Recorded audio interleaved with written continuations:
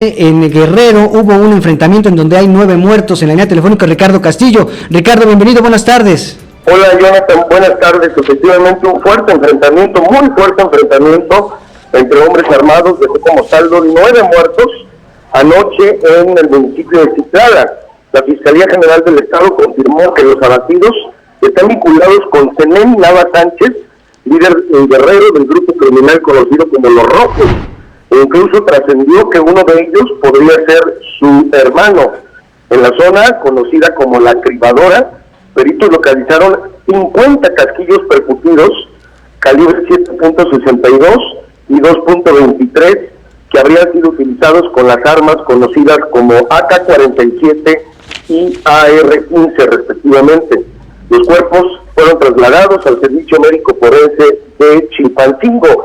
Mientras tanto, la Fiscalía informó que con la Secretaría de Seguridad Pública del Estado iniciaron una operación conjunta para dar con los responsables. Hasta el momento, Jonathan, es la información oficial que hay al respecto. Correcto. Ricardo, te agradezco muchísimo este reporte, esta información, y un saludo y un abrazo hasta Acapulco.